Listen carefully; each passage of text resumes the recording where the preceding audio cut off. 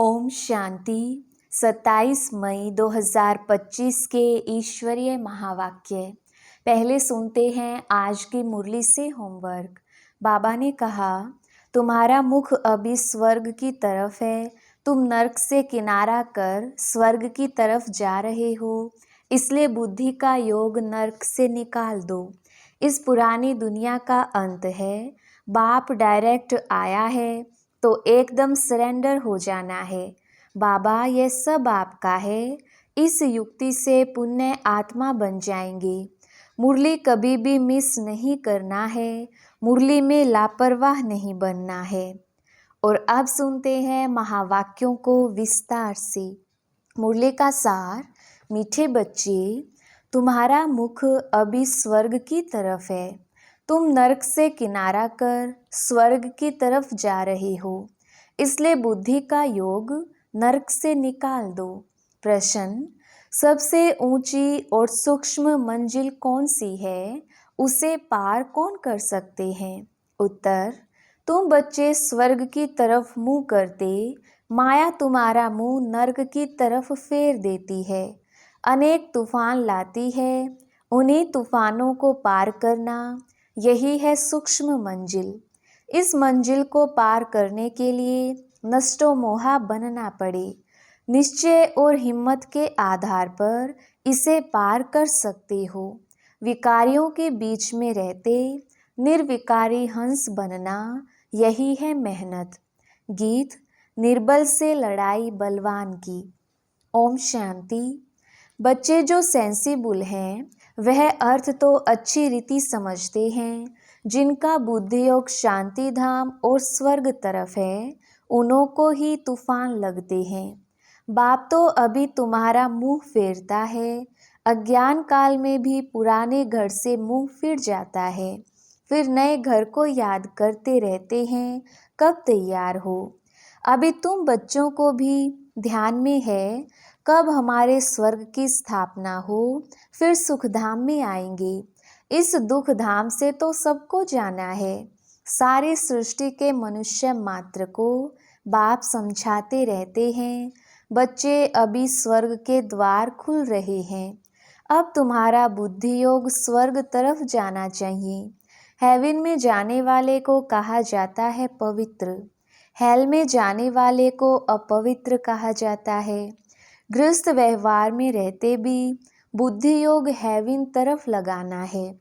समझो, बाप का बुद्धि योग हेवन तरफ और बच्चे का हेल तरफ है, तो दोनों एक घर में रह कैसे सकते? हंस और बगुले इकट्ठे रह ना सकें, बहुत मुश्किल है। उनका बुद्धि योग है ही 5 विकारों तरफ। वह हेल तरफ जाने वाला, वह हेवन तरफ जाने वाला, दोनों इकट्ठे रह ना सके, बड़ी मंजिल है। बाप देखते हैं हमारे बच्चे का मुंह हेल तरफ है, हेल तरफ जाने बिगर रह नहीं सकता, फिर क्या करना चाहिए? जरूर घर में झगड़ा चलेगा, कहेंगे यह भी कोई ज्ञान है, बच्चा शादी ना करे। गृहस्थ व्यवहार में रहते तो बहुत है ना। बच्चे का मुख हेल तरफ है, वह चाहते हैं नरक में जाएं। बाप कहते हैं नरक तरफ बुद्धि योग ना रखो, परंतु बाप का भी कहना मानते नहीं, फिर क्या करना पड़े? इसमें बड़ी नष्टो मोहा स्थिति चाहिए। यह सारा ज्ञान आत्मा में है। बाप की आत्मा कहती है इनको हमने क्रिएट किया है, मेरा कहना नहीं मानते हैं। कोई तो ब्राह्मण भी बने हैं, फिर बुद्धि चली जाती है हेल तरफ, तो वह जैसे एकदम रसातल में चले जाएंगे। बच्चों को समझाया गया है, यह है ज्ञान सागर की दरबार। भक्ति मार्ग में इंद्र की दरबार भी गाई जाती है। पुखराज परी, नीलम परी, मानिक परी, बहुत ही नाम रखे हुए हैं, क्योंकि ज्ञान डांस करती है ना। किस्म किस्म की परियां हैं, वह भी पवित्र चाहिए। अगर कोई अपवित्र को ले आए तो दंड पड़ जाएगा। इसमें बहुत ही पावन चाहिए। यह मंजिल बहुत ऊंची है, इसलिए झाड़ जल्दी जल्दी वृद्धि को नहीं पाता है। बाप जो ज्ञान देते हैं उसे कोई जानते नहीं। शास्त्रों में भी यह ज्ञान नहीं है, इसलिए थोड़ा निश्चय हुआ, फिर माया एक ही थप्पड़ से गिरा देती है। तूफान है ना, छोटा सा दीवा, उनको तो तूफान एक ही थपेड़ से गिरा देता है। दूसरों को विकार में गिरते देख खुद भी गिर पड़ते हैं। इसमें तो बड़ी बुद्धि चाहिए समझने की। गाया भी हुआ है, अबलाओं पर अत्याचार हुए। बाप समझाते हैं, बच्चे काम महाशत्रु है, इससे तो तुम्हें बहुत नफरत आनी चाहिए। बाबा बहुत नफरत दिलाते हैं। अभी आगे यह बात नहीं थी, हेल तो अभी है ना। द्रौपदी ने पुकारा है, यह अभी की ही बात है। कितना अच्छी रीति समझाया जाता है, फिर भी बुद्धि में बैठता नहीं। यह गोले का चित्र बहुत अच्छा है, गेट वे टू हेवन। इस गोले के चित्र से बहुत अच्छी रीति समझ सकेंगे। सीढ़ी से भी इतना नहीं जितना इनसे समझेंगे। दिन प्रतिदिन करेक्शन भी होती जाती है। बाप कहते हैं, आज तुमको बिल्कुल ही नया डायरेक्शन देता हूँ। पहले से थोड़ी सब डायरेक्शन मिलते हैं। यह कैसी दुनिया है, इसमें कितना दुख है, कितना बच्चों में मोह रहता है। बच्चा मर जाता है तो एकदम दीवाने हो जाते, अथाह दुख है। ऐसे नहीं कि साहूकार हैं तो सुखी हैं। अनेक प्रकार की बीमारियां लगी रहती हैं, फिर हॉस्पिटल्स में पड़े रहते हैं। गरीब जनरल वार्ड में पड़े रहते हैं। साहूकार को अलग स्पेशल रूम मिल जाता है, परंतु दुख तो जैसा साहूकार को वैसा गरीब को होता है। सिर्फ उनको जगह अच्छी मिलती है, संभाल अच्छी होती है। अभी तुम बच्चे जानते हो, हमको बाप पढ़ा रहे हैं। बाप ने अनेक बार पढ़ाया है। अपने दिल से पूछना चाहिए, हम पढ़ते हैं व नहीं, कितनों को पढ़ाते हैं। अगर पढ़ाएंगे नहीं तो क्या पद मिलेगा। रोज रात को अपना चार्ट देखो, आज किसको दुख तो नहीं दिया। श्रीमत कहती है, कोई को दुख ना दो और सबको रास्ता बताओ। जो हमारा भाती होगा उनको झट टच होगा। इसमें बर्तन चाहिए सोने का, जिसमें अमृत ठहरे। जैसे कहते हैं ना, शेरनी के दूध के लिए सोने का बर्तन चाहिए, क्योंकि उसका दूध बहुत भारी ताकत वाला होता है। उनका बच्चों में मोह रहता है। कोई को देखा तो एकदम उछल पड़ेगी, समझेगी बच्चे को मार ना डाले। यहाँ भी बहुत हैं जिनका पति बच्चों आदि में मोह रहता है। अभी तुम बच्चे जानते हो, स्वर्ग का गेट खुलता है। कृष्ण के चित्र में बड़ा क्लियर लिखा हुआ है, इस लड़ाई के बाद स्वर्ग के गेट्स खुलते हैं। वहाँ बहुत थोड़े मनुष्य होते हैं, बाकी सब मुक्ति धाम में चले जाते हैं। सजाएं बहुत खानी पड़ती हैं। जो भी पाप कर्म किए हैं, एक एक जन्म का साक्षात्कार कराते सजाएं खाते रहेंगे, फिर पाई पैसे का पद पा लेंगे। याद में ना रहने के कारण विकर्म विनाश नहीं होते हैं। कई बच्चे हैं जो मुरली भी मिस कर लेते हैं।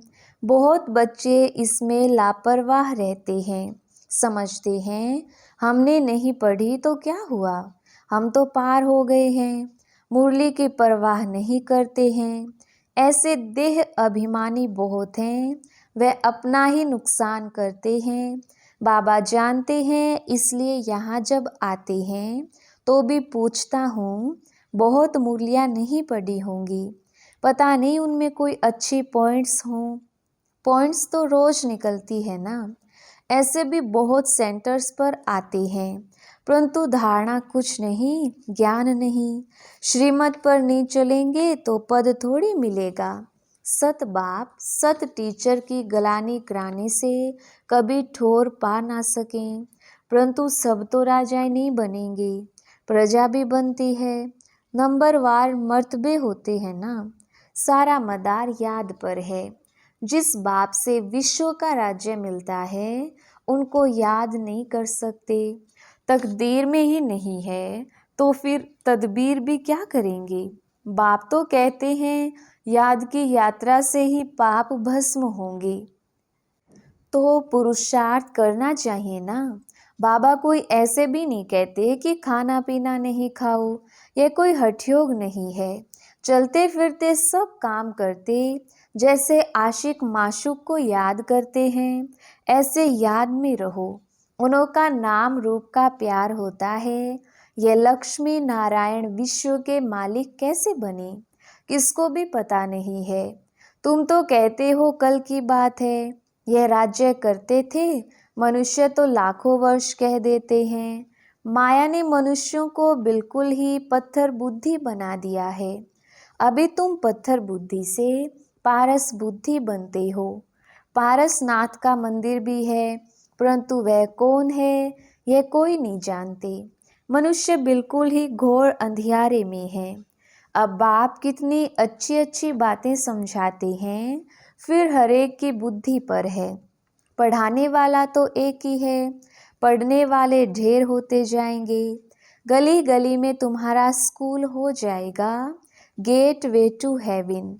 मनुष्य एक भी नहीं जो समझे कि हम हेल में हैं। बाप समझाते हैं सब पुजारी हैं। पूज्य होते ही हैं सतयुग में, पुजारी होते हैं कलयुग में। मनुष्य फिर समझते भगवान ही पूज्य, भगवान ही पुजारी बनते हैं। आप ही भगवान हो, आप ही ये सब खेल करते हो। तुम भी भगवान, हम भी भगवान, कुछ भी समझते नहीं हैं। यह है ही रावण राज्य। तुम क्या थे, अब क्या बनते हो। बच्चों को बड़ा नशा रहना चाहिए। बाप सिर्फ कहते हैं मुझे याद करो, तो तुम पुण्य आत्मा बन जाएंगे। बाप बच्चों को पुण्य आत्मा बनने की युक्ति बताते हैं। बच्चे, इस पुरानी दुनिया का अभी अंत है। मैं अभी डायरेक्ट आया हूँ। यह है पिछाड़ी का दान, एकदम सरेंडर हो जाओ। बाबा, यह सब आपका है। बाप तो देने के लिए ही कराते हैं, इनका कुछ भविष्य बन जाए। मनुष्य ईश्वर अर्थ दान पुण्य करते हैं, वह है इनडायरेक्ट। उनका फल दूसरे जन्म में मिलता है। यह भी ड्रामा में नूंद है। अभी तो मैं हूँ डायरेक्ट। अभी तुम जो करेंगे उनका रिटर्न पदम गुणा मिलेगा। सतयुग में तो दान पुण्य आदि की बात नहीं होती। यहाँ कोई के पास पैसे हैं तो बाबा कहेंगे अच्छा तुम जाकर सेंटर खोलो, प्रदर्शनी बनाओ। गरीब हैं तो कहेंगे अच्छा अपने घर में ही सिर्फ बोर्ड लगा दो, गेट वे टू हेवन। स्वर्ग और नर्क है ना। अभी हम नर्कवासी हैं, यह भी कोई नहीं समझते हैं। अगर स्वर्ग पधारा तो फिर उनको नर्क में क्यों बुलाते हो। स्वर्ग में थोड़ी कोई कहेगा स्वर्ग पधारा, वह तो है ही स्वर्ग में। पुनर्जन्म स्वर्ग में ही मिलता है, यहाँ पुनर्जन्म नर्क में ही मिलता है। यह बातें भी तुम समझा सकते हो। भगवानुवाच मामेकम याद करो, क्योंकि वही पतित पावन है। मुझे याद करो तो तुम पुजारी से पूज्य बन जाएंगे। भल स्वर्ग में सुखी तो सभी होंगे, परंतु नंबरवार मर्तबे होते हैं। बहुत बड़ी मंजिल है। कुमारियों को तो बहुत सर्विस का जोश आना चाहिए। हम भारत को स्वर्ग बनाकर दिखाएंगे। कुमारी वह जो 21 कुल का उद्धार करे, अर्थात 21 जन्म लिए उद्धार कर सकती है। अच्छा, मीठे मीठे सिकिलदे बच्चों प्रति मात पिता बाप दादा का याद प्यार और गुड मॉर्निंग। रूहानी बाप की रूहानी बच्चों को नमस्ते। हम रूहानी बच्चों की रूहानी बाप दादा को याद प्यार गुड मॉर्निंग और नमस्ते जी। धारणा के लिए मुख्य सार। पहला पॉइंट, इस पुरानी दुनिया का अंत है। बाप डायरेक्ट आया है तो एकदम सरेंडर हो जाना है। बाबा यह सब आपका है। इस युक्ति से पुण्य आत्मा बन जाएंगे। दूसरा पॉइंट, मुरली कभी भी मिस नहीं करना है। मुरली में लापरवाह नहीं रहना है। ऐसे नहीं हमने नहीं पढ़ी तो क्या हुआ, हम तो पार हो गए हैं। नहीं, यह देह अभिमान है, मुरली जरूर पढ़नी है। वरदान, स्वयं को मोल्ड कर रियल गोल्ड बन, हर कार्य में सफल होने वाले स्वपरिवर्तक भव। विस्तार, जो हर परिस्थिति में स्वयं को परिवर्तन कर स्व परिवर्तक बनते हैं वे सदा सफल होते हैं। इसलिए स्वयं को बदलने का लक्ष्य रखो। दूसरा बदले तो मैं बदलूं नहीं, दूसरा बदले या ना बदले, मुझे बदलना है। हे अर्जुन, मुझे बनना है। सदा परिवर्तन करने में पहले मैं, जो इसमें पहले मैं करता वही पहला नंबर हो जाता, क्योंकि स्वयं को मोल्ड करने वाला ही रियल गोल्ड है। रियल गोल्ड की ही वैल्यू है। स्लोगन, अपने श्रेष्ठ जीवन के प्रत्यक्ष प्रमाण द्वारा बाप को प्रत्यक्ष करो। अव्यक्त इशारे, रूहानी रॉयल्टी और प्योरिटी की पर्सनैलिटी धारण करो। बाप समान बनना है व बाप के समीप जाना है तो अपवित्रता अर्थात काम महाशत्रु स्वपन में भी वार ना करे। सदा भाई भाई की स्मृति सहज और स्वतः स्वरूप में हो। आत्मा के असली गुण स्वरूप और शक्ति स्वरूप स्थिति से नीचे नहीं आओ। अच्छा, ओम शांति।